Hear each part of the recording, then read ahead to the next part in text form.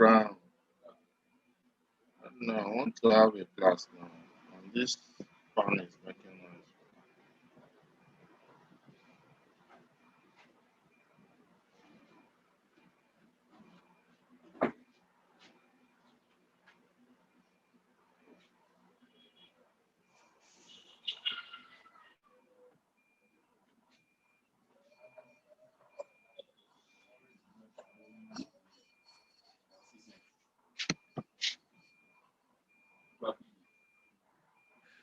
Hello and welcome. Today we are going to be having our physics class, and as we all know, this is the platform we're using, Tclassified.com. So I'm going to go down.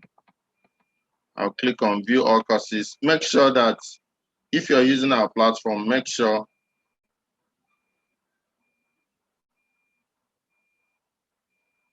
that you're registered as a student, so that whenever you click on the courses, you'll be able to open. In the last class, we looked at introduction to physics, looked at what physics is, and we looked at the various units, the fundamental units and the derived units. I'm going to go down so that we can locate physics. We looked at fundamental units and derived units, and we checked out what they are. So today we're going to be looking at the measuring instruments. We're going to be critically looking at how to use the various measuring instruments, like the Vernier calipers, the micrometer, screw gauge, and the rest of them. So make sure you always click on enroll and get logged in. Once you register as a student, you will have your login credentials so that you'll be able to log in as at Wendy and have your class, okay? So I'm logging in as an admin because I'm already registered and I'm an admin as well. Okay, make sure you're starting the class in time, very important. The WAEC, I think by August, the exams will be starting. I'm not sure about the date, but once I get the timetable out, I'll make sure that I upload it so that everybody can know when the WAEC is starting. I think NECO should be starting before WAEC. I'm not sure, but in some places I saw the NECO timetable. So please make sure you are aware of the timetable. Make sure you know when the exams are starting. Make sure you're preparing for the exams. Make sure you're ready for them. And that's why we'll start our preparations in time, so that no matter when the exams are coming, we'll be able to write and write effectively. Okay, so we looked at what physics is all about, and we checked it out. We're able to look at the various measuring accuracies of various measuring instruments. Looked at that for meter rule, that we said is 1 mm or 0.1 cm. Looked at Vernier caliper, where it said it's 0.1 mm or 0.01 cm. And we looked at micrometer screw gauge, where you say it's 0.01 mm or where we say 0.001 mm or 0.0001 cm. And we looked at beam balance, where we say it's 0.0001 gram. And we also looked at stopwatch, where we say it is 0.1 second. So all those are the measuring accuracies. They are the degrees to which you can have a perfect measurement for the various measuring instruments. So we looked at them in the last time, in our last class. So today we said, let's look at these various measuring instruments one by one. Let's look at what they can measure. Let's see the various parts and see how they are used. So that's what we say we're going to look at today. Various measuring instruments, look at them. So we're going to start with meter rule. And we said that meter rule measures to an accurate 1 millimeter or 0.1 cm. This is what we call a meter rule. This is a meter rule. This is a plastic meter rule. So this is one of those that we always use in our classes. We use them all the time. So we know how it is. One we normally, this one is 15 cm, that's the highest length here. But the one we use, this is half of the one we use. We normally use the one of 30 cm. So let's say you want to measure the length of this book or the height meter rule. This one is used for drawing lines on papers. Want to take out like measurements that are less than 15 cm. You can use this meter rule for that. So take note of that. So if you want to measure to a even finer degree, use a Vernier caliper or you use a micrometer screw gauge. I'm going to open this up now so that we can see this. Oh, my internet is okay.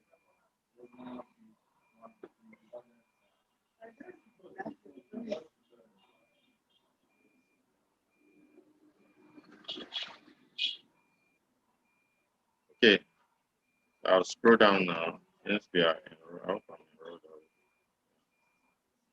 I'll scroll down. We looked at, okay, dimension. I don't think we looked at it.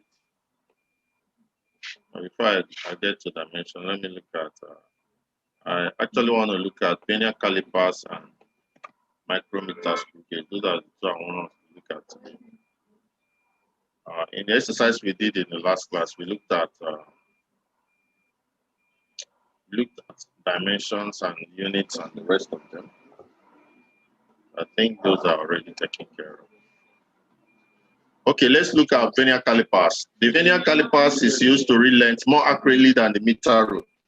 So if you want to read lengths that are more accurate than what you can get with a meter rule, then you can use a Vernier caliper.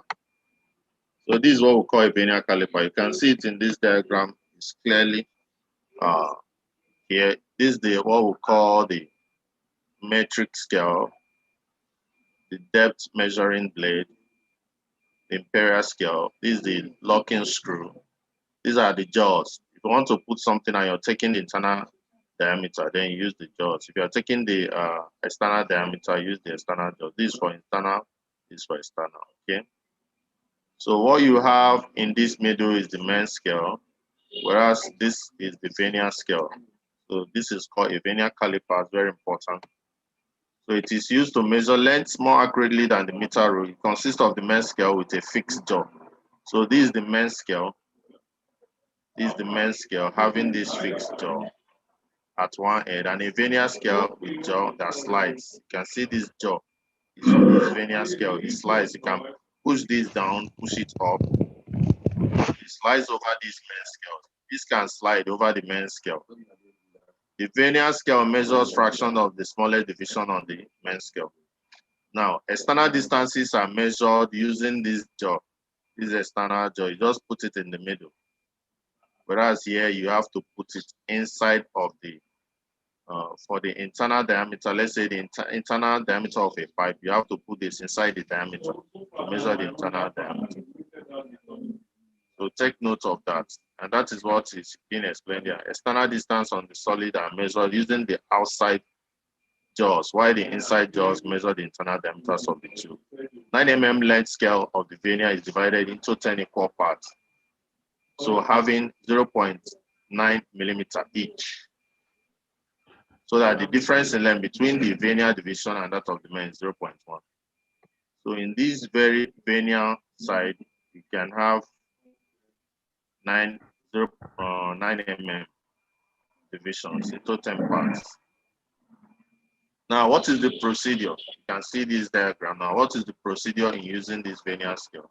Now, take the reading of the main scale, which immediately precedes the 0 mic of this Vernier scale. So first of all, you have to take the reading of the main scale preceding this Vernier scale. So if you check here, anything you have here, if you have here as 1, here is 1.52. The quantity is 2.2 or 22. You have it. So that is the reading here. So later now you have to find where the measurement here intercedes with the one the main scale up here. Then you count from here down, up, I mean. So whatever you get, add it to what you get here. So that is what is being explained here. Note the vernier mark which coincides the mark on the. So once you come here, you have to note the vernier mark that coincides with the mark on the main scale. Now count the number of marks on the main scale from its beginning. Say 4, since it ends with is like 0.1. Now record it. If you have this as what you've recorded, add the reading obtained from the main scale to that of the vernier scale. You have 22 plus 0.4, and that becomes 22.1. That is the vernier, the reading of the vernier caliper. So it's as simple as that. So in your exams, they are not going to set out, draw this full diagram. Like this is they are taking the internal measurements of this cylinder. You can see internal diameter of this cylinder. That's why it is basic. So they will just make a diagram having this main scale here so that you read it out. Just start from here and read out. Then they will also have this where you can take the reading depending on where there is intersection between this vernier scale and the main scale. From here, you count up to that point. So anything you have there is a fraction of what is there. You add it up. It becomes your vernier caliper reading. Very, very important. So the same way, whenever you're reading in the micrometer screw gauge, you're also adding up two reading, vernier scale and the main scale, just the similar way. But this one is a little bit different. So this is what we call a micrometer screw gauge. You have the anvil, just like you are calling the other one jaws. Here we have the anvil and the spindle. The anvil is static, the spindle you can move. As you're moving this ratchet, you're turning the ratchet, this anvil will be moving until it encloses the very body you want to measure. So once you do that, you have to count what you have here. This is the main scale. So similar to how you counted that for the other one, you count. Let's say you have 5 here, you have to have 5 points. Then where this line, horizontal line of the main scale, intersect with all these horizontal lines of the vernier scale, you take the reading. So if it is on this 10 at the middle here, close here is 15. So check what is here, it could be 11 point something. So anything you have here, add it to what you have here, you have your scale. So this is known as the frame, this is the sleeve, this is the thimble, this is the ratchet, this is the rotating scale. This rotating scale is the vernier scale, whereas this sleeve is the main scale. So the reading from the sleeve from the reading plus the reading from the rotating scale gives you the main reading that you get. So let's go down and see it. So the micrometer screw gauge is an instrument used to measure the diameter of a thin piece of wire, very, very small something. Like even paper, the diameter of a paper, you can use that. Very small thing, thin piece of wire. It has higher reading accuracy than the vernier caliper. It consists of a main scale graduated in millimeter and a circular vernier scale that has 50 divisions on it. A division on the vernier scale is equivalent to 0.01 mm or 0.001 cm on the main scale. So similar to what we have for the other one. So first, close the gap. You must close the gap between this anvil and the spindle. And you must enclose what you want to measure here. So you want to measure the external diameter of this. Let's say this is a wire. This can be as small as a wire. So you have to close this gap first. Then unscrew the instrument and place the object to be measured. Okay, close the gap to ensure that you're taking care of error due to zero measurement. Then unscrew and now put the object you want to measure between the anvil and the spindle. This is the anvil, this is the spindle. Now record the reading on the sleeve to the nearest decimal, say 7.5. So let's say here now, you can say this is 7.5. This is 1, 2, 3, 4, 5, 6, 7.5. So say here is 0. So you have 1, 2, 3, 4, 5, 6, 7.5. So that's how they come about the 7.5. Now, record the reading on the thimble, the circular scale. This is the thimble.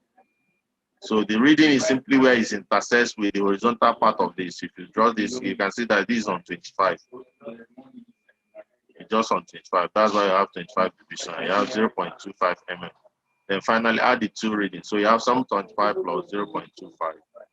So 7.5 for giving you 7.75. That's how you got the reading. So in your exams, you're not going to see this drawn fully. You're going to see something like this, exactly like this. So this is the main scale. You take the reading 5 point something, Vernier scale 25, it becomes the reading. So that is how you take your micrometer screw gauge reading. So you're gonna be seeing all these reading, they are gonna come up, whether it's for Vernier caliper or it's for micrometer screw gauge. That is how you take the reading of these two major instruments. And they are likely gonna come out for you. So take note of that. In the next class, we're gonna be looking at motion. So that's why I want to round this up. So look at Vernier caliper, micrometer screw gauge. So another important thing is dimensions. So let's quickly look at dimensions, because we want the next class, we want to just focus on motion. So dimensions, like I said, we looked at dimension in our previous class. We checked out dimension in our previous class. So we are supposed to have known what it is, but I just want to look at and see whether I can see some things we can wonder about. We looked at units. We said that units are those things that were attached to our quantities to tell us the kind of quantities we are looking at. Whether it's for length, the unit is meter. So once we say 10 meters, we already know that it's length because we have 10 meters. If you say 10 kilograms, we know that we're looking at weight because kilogram is for weight. You say 10 seconds, we know we are looking at time. So the units help us to know the quantity that is being measured. If you say 100 seconds, know that the size of time you're measuring is 100 of seconds. Seconds is time. So that is why unit is important. Application of dimension. Dimension enables us to establish relationship between formulas. It enables us to establish relationship between physics formulas. So multiples of dimension simply means when you talk about how many cm makes 1 meter, how many meters makes 1 kilometer, 1,000 meters make 1 kilometer. So multiples and submultiples of units.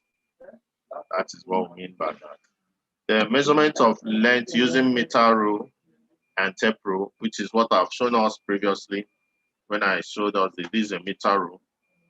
The tape rule is actually the rule that you use for if you go to a tailoring shop, you're gonna see what they use in a tailoring shop. Let me see whether I have one. They use what we call tape rule in tailoring shop. So this is an example of a tape rule you can see. This is a rule. You just open it, this tape. So the one they use in tailoring shop is much softer than this one. This one, you can use this one if you want to measure in you want to take in construction site or carpenter, they use this type. But if you go to a tailoring shop, they use the one that is very soft, but also the same graduation. So this is a tape rule. This is what we call tape rule. Whereas this is what we call meter rule, the one that looks like a stick. Using, if you want to draw a line 10 centimeter on your paper, this the meter rule is what you use. So both of them are using measuring length that you can see very well, clearly. But once the length starts getting smaller, it is a very small length, like the diameter of a thin wire. You know, wire is very small, but you still want to know the diameter. Use micrometer screw gauge. You want to measure the thickness of a paper. See as this paper is very slim. You can see the thickness is so small. Want to know the thickness, use a micrometer screw gauge. Those are the cases where you use micrometer screw gauge. But if you want to measure this is a small container. If you open the cork looks like a cylinder. If you want to measure the diameter, internal diameter of this cylinder or the external one, you can use what we call Vernier calipers. So that's an instance where you can use Vernier calipers. So depending on the length, if the length is very okay, very big, we use a meter rule. If it's about clothes, your length of your hand very long, you use tape rule. Once it's getting smaller, you now start using a very smaller measurement instrument. Yeah, Chika, welcome. Chika, you're just joining. Why are you joining late?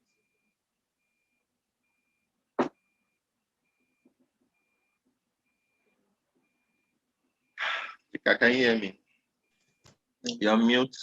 Yes, if you want to talk. Sorry, I can't hear you. Why did you join late? I couldn't connect on time. Okay, connection issue. So, Tika, we've learned how to use this micrometer screw gauge. I've learned how to use Vernier calipers as well. So please, after this class, play the videos. So we already learned it in the last class because we looked at practical examples. But I also took our time to teach it again. Then we looked at what units are. We say that units are what you attach to the value of your quantity so that you know the type of quantity you're measuring. When you say 10 meter, meter is for length. We know you're measuring length. When you say 10 seconds, then we know you're measuring time. When you say 10 kilograms, because of that unit, kg, you know you're measuring mass. So we looked at multiples of units. We say 1,000 meters is equal to 1 kilometer. So when you say kilo, you're talking about multiple of 1,000. Centi, 100. I mean, centi is 10. Deci, no, centi is 100. Deci is 10. So take note of all those multiples. They are very important. Then we talked about dimension. Dimension is when you express something in the most fundamentals of units of mass, length, and time. And we looked at it in our last class. We checked out some examples as well. Then finally, we looked at using meter rule, using Vernier calipers, and using micrometer screw gauge. So this micrometer screw gauge, we say this is the anvil, this is the spindle. You put the object you want to measure, then you make sure that you close up the anvil and the spindle to touch the object. You take the measurement on the men's scale, which is the sleeve. So let's say it is 7.5, which is what we are saying here. This is 1, 2, 3, 4, 5, 6, 7.5. Then you check where this horizontal line is intersecting with these other horizontal lines on the thimble. On the thimble is where you have the Vernier scale. So it's intersecting at 25. So you now have 7.5 plus 0.25, giving us 7.75. The same way you do when you go to a Vernier caliper. You just take the men's scale, add it up to what you have on the Vernier scale, gives you the answer. So that's how both the micrometer screw gauge. So this is the Vernier caliper. You take the reading here. So if you count here, what you have here, you add it up to what you have here. So if you have 1 to 10, 20, 22 here, then you come here, you check anywhere the reading on the Vernier scale is intersecting with that on the men's scale. So if it is, say, here, then you have to count from here to that point. So if it is 4 or 0.4, then you have 22 plus 0.4, gives you the answer. And I said that in your exams, they are not going to draw this thing exactly the way it is. They will just draw out your men's scale and your Vernier scale, expecting you to know how to use it. And that is what we did in our last class. We checked out some examples where we have them drawn, and we're able to look at them. So taking measurement on a ruler or a tape rule, that one is very simple. Once you place your ruler or your tape rule, you just simply read out the measurement. So it's not as difficult as the other Vernier calipers and micrometer screw gauge, and that is why we're looking at them. And I said normal measurement of maybe the length of your hand, measuring length out on your paper, you can use meter rule for that. If you are taking measurement of the whole of your arm, how tall you are, you can use the meter rule, and that's why they tell us that's what they use. The tape rule, I mean, you can use the tape rule. This is the meter rule. Then if you're taking the measurement of, let's say, the diameter of this marker, the external and even the internal diameter, you can use a Vernier caliper. But if you now want to take the measurement of the diameter of a wire, you know how small wire is, or small rope that used for tailoring, or the thickness of this paper, the thickness of this paper, you can now use micrometer screw gauge for that one. So all of them have their various applications. You cannot use a meter rule. With a meter rule, you cannot tell us the thickness of this paper. It's not possible. And you cannot tell us the diameter of a wire with a meter rule. Though a meter rule measures length, but you cannot measure that. And that is why you must use the equipment that is good for that. So I'm going to give an assignment. Chick, are you ready for my assignment?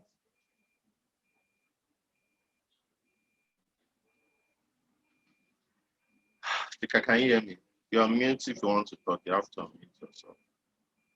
Okay. The assignment is simply to draw the vernier caliper, indicating the various parts. Also draw the micrometer screw gauge, indicating the various parts, and describe how you can take measurements with the two of them. So that is the assignment.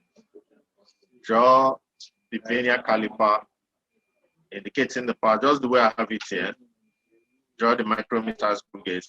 Then give me an example of the distances that could be measured using a vernier caliper, using a micrometer screw gauge, and using a meter rule. Give me an example of distances that can be measured using all those. Achika, did you get the assignment?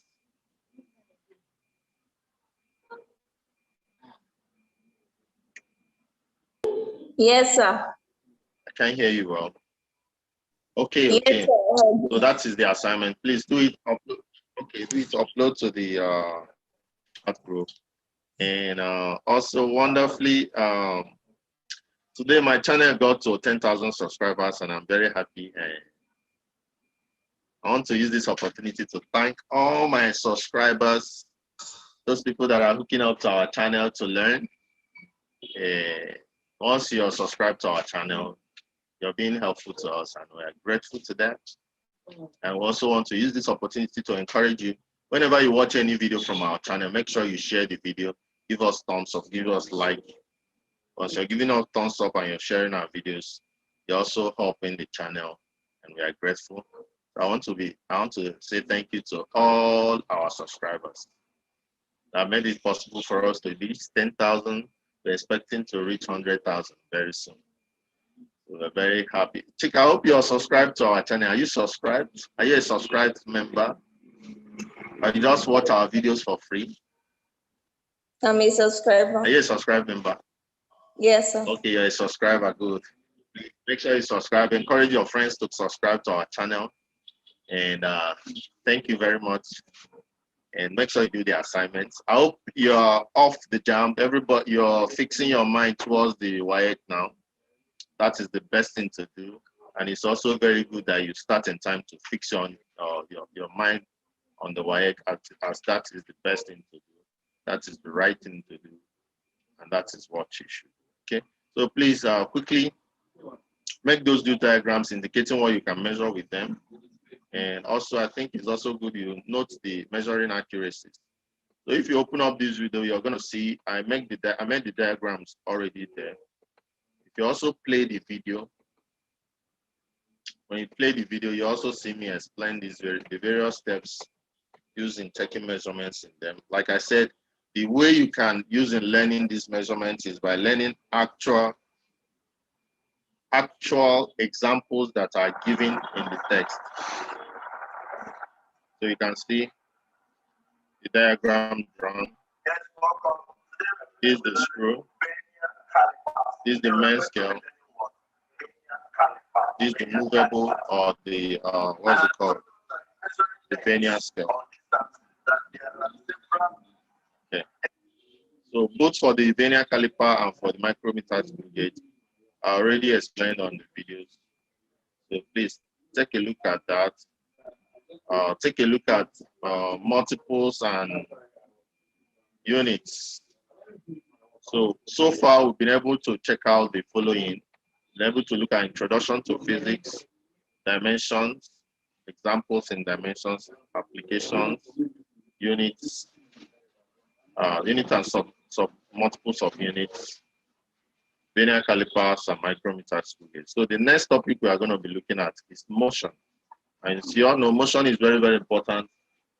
Motion is huge for learning. So get ready for motion.